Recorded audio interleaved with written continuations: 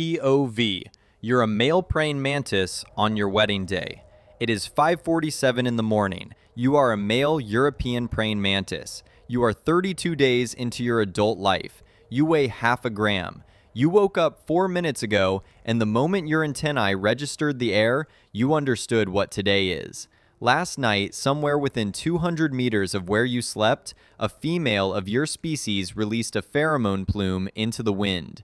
Your antennae caught a single molecule of it. Your nervous system flipped a switch that you cannot turn off. Until you find her, or you die, you will not eat. You will not rest. You will not hide. Today is the only day you were built for, your wedding day. The next 12 hours are going to be the worst and last day of your life. You crawl down from the leaf where you spent the night. The sun is still low. You can see your shadow stretched across the wet grass below.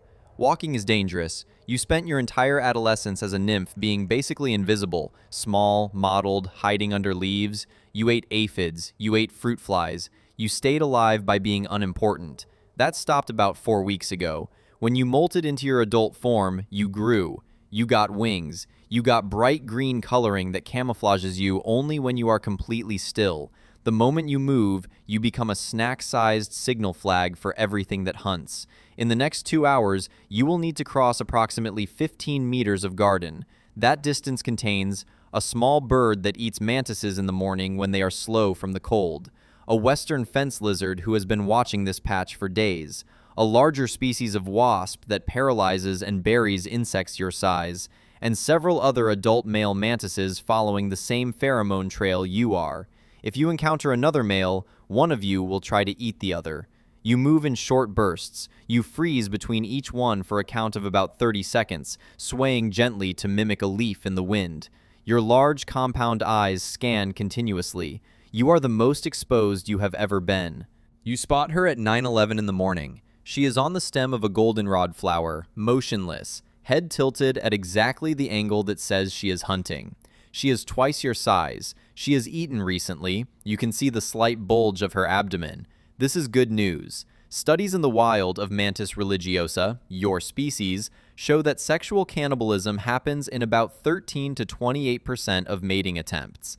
The biggest single factor in whether a female eats the male is whether she is hungry. A well-fed female is much less likely to attack you. A hungry one will eat you before you finish your approach. Yours has eaten. You are slightly less likely to die today. Only slightly. You begin the most important sequence of behaviors your species has. You start the approach from directly behind her, just outside her field of view. You move in small increments, never longer than a second of motion at a time. Between each step, you freeze for 30 to 90 seconds. If she turns her head even slightly, you stop moving completely for as long as it takes, sometimes 10 minutes, sometimes an hour. A study tracking male mantises across full mating attempts found that this approach often takes between 4 and 6 hours. Some attempts last all day. The male sometimes never reaches mounting position. He just abandons the attempt as the sun goes down and tries again tomorrow. You do not have tomorrow. The pheromone in the air is at peak concentration today.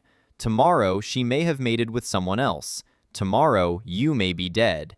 You have to mount her in the next few hours, and she has to not notice until you are on her back. You make the jump at 3:12 in the afternoon. You have been creeping toward her for almost 6 hours. Your wings are folded tight. Your legs are bent. You launch from a leaf behind her and land on the rear half of her thorax, gripping her wing covers with your front legs. She freezes. You freeze. For about 4 seconds, neither of you moves. Then you do the one thing that might keep you alive long enough to finish. You start tapping her pronotum, the shield on top of her thorax, gently with your antenna.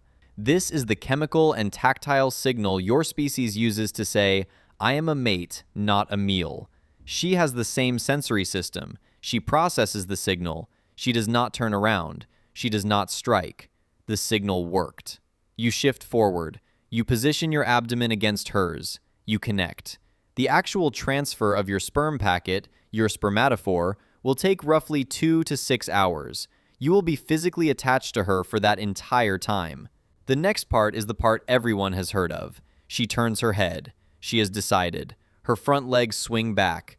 The spiked, grasping arms close around your head and neck. You feel nothing for about a half second, and then your head is gone. Here is the part that does not make sense unless you understand the nerves.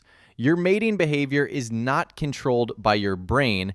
It is controlled by a small nerve cluster in your lower abdomen, a ganglion that handles all the mechanical work of inserting and pumping the spermatophore.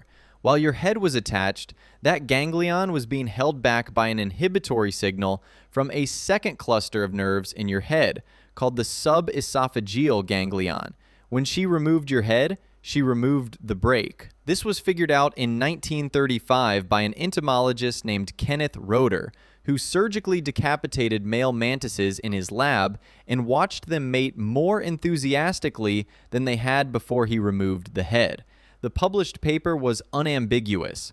The male's body, without the head, performs the copulatory motions immediately, more intensely, and for longer. So while your wife is eating your head, chewing it slowly, starting with the eyes, then the jaws, then the soft tissue around your brain, your abdomen is still on hers, still pumping. You are, by every functional measurement of the act, mating better than you would have if she had let you keep your head. This is not accidental. Evolution has spent millions of years optimizing male mantises to be reproductively functional after decapitation. Females who decapitated mid-mating got slightly more sperm transferred. The offspring of those pairings survived at slightly higher rates. The trait spread.